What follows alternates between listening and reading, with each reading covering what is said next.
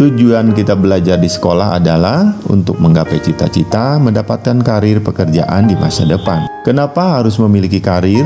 Karena kita sebagai makhluk hidup harus mampu memenuhi kebutuhan sehari-hari, pangan, sandang, dan papan, termasuk kebutuhan kita untuk bisa beribadah kepada Allah Subhanahu wa Ta'ala, bersedekah, membahagiakan orang tua, berhaji, dan lain-lain.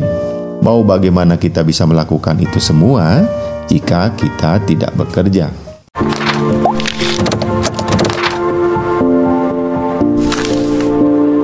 Assalamualaikum warahmatullahi wabarakatuh.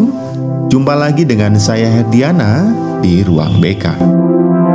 Maka kenapa dalam Islam belajar itu wajib? Tolabul ilmi paridotun ala kulli muslimin wal muslimat.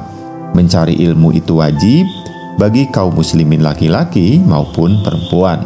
Namun, untuk menggapai karir yang bagus memang tidak mudah ya.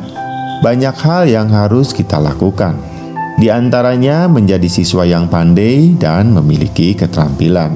Kadang, harapan tidak sesuai kenyataan. Banyak siswa yang sudah lulus sekolah tapi menganggur. Tentu bukan tidak ingin bekerja, tapi bolak-balik melamar pekerjaan tidak diterima karena tidak lolos tes. Kalau sudah begini, kadang kita jadi frustasi dibuatnya. Apa sih masalahnya?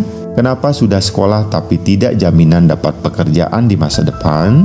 Faktor utama kenapa mereka sudah lulus tapi sulit cari kerja adalah mereka lulus tapi tidak berkualitas, sebut saja mereka asal lulus. Biasanya pada saat belajar di sekolah mereka memiliki prestasi yang rendah, tidak memiliki semangat belajar yang tinggi, serta tidak memiliki keterampilan apapun yang bisa diandalkan untuk mencari atau menciptakan lapangan pekerjaan.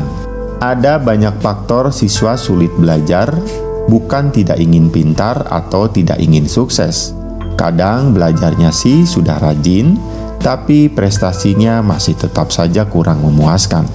Nah, menurut fakta di lapangan, ternyata siswa yang sekolah dan kurang maksimal belajarnya karena dia memiliki masalah yang mengganggu dalam kehidupannya dan tidak tahu jalan keluarnya. Masalah-masalah yang sering mengganggu siswa dalam belajar secara garis besar ada 4. Pertama, masalah pribadi, seperti tidak percaya diri, minder, frustasi, sering ingin pacaran, masalah ekonomi keluarga, broken home, orang tuanya bercerai, dan masih banyak lagi masalah lainnya. Yang kedua, masalah sosial, sering dibully teman-temannya, diejek, bertengkar, sulit menyesuaikan diri dengan lingkungan, sering bertengkar dengan adik kakak di rumahnya, sering dimarahi orang tuanya, dan lain-lain. Yang ketiga, masalah belajar. Tidak tahu cara belajar yang benar, semangat belajar menurun, sering sakit-sakitan, tidak paham pelajaran yang dijelaskan guru, dan lain-lain. Yang keempat, masalah karir atau cita-cita. Tidak tahu bakat minat diri sendiri, tidak tahu jenis-jenis pekerjaan, tidak tahu tentang ilmu persekolahan, bingung menentukan cita-cita di masa depan, tidak paham kemampuan diri sendiri, tidak punya biaya padahal ingin melanjutkan sekolah, dan lain-lain. Nah, itulah masalah-masalah yang seringkali mengganggu kita dalam belajar. Mau bagaimana kita bisa belajar dengan tenang jika kita punya masalah? Upaya yang harus dilakukan agar kita bisa tenang dalam belajar adalah kita harus segera menyelesaikan masalah-masalah yang mengganggu tersebut. Bagaimana caranya? Kesalahan fatal yang seringkali dilakukan siswa dalam menyelesaikan masalah-masalahnya adalah mereka menyelesaikan masalah tanpa minta bantuan atau bimbingan orang lain yang kompeten.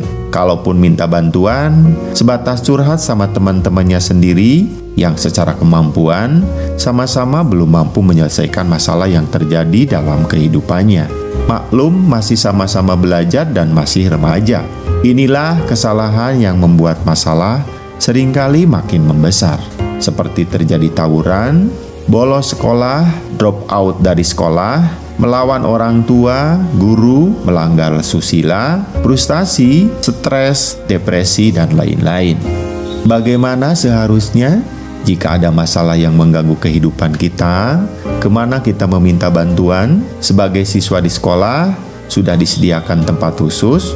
Untuk itu, tidak perlu sungkan-sungkan untuk meminta bantuan pada mereka, karena mereka khusus ditempatkan di sekolah untuk mendampingi siswa dalam menyelesaikan masalah-masalahnya, khususnya membantu siswa dalam menyelesaikan masalah-masalah yang dialami siswa di luar mata pelajaran, seperti masalah pribadi, sosial, belajar, dan karir.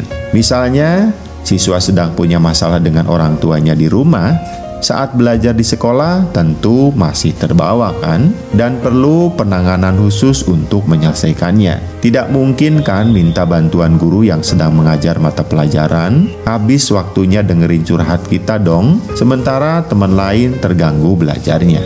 Nah, disinilah pentingnya BK di sekolah ya. Jika ada masalah seperti ini, guru BK atau konselor siap standby di ruang BK untuk bantuin siswa yang memiliki masalah-masalah seperti ini. Datang ke ruang BK atau hubungi ke kontaknya saat sedang belajar daring seperti ini jika kalian punya masalah ya. Jangan sungkan-sungkan, kami siap membantu kalian dengan segenap hati. Di samping layanan pribadi, BK juga memberikan layanan klasikal seperti guru masuk kelas. Tujuannya untuk mengantisipasi agar siswa terlepas dari masalah-masalah yang terjadi. Kalaupun menemui masalah, siswa sudah tahu caranya. Demikian informasinya, semoga bermanfaat. Sampai jumpa lagi di lain kesempatan. Assalamualaikum warahmatullahi wabarakatuh.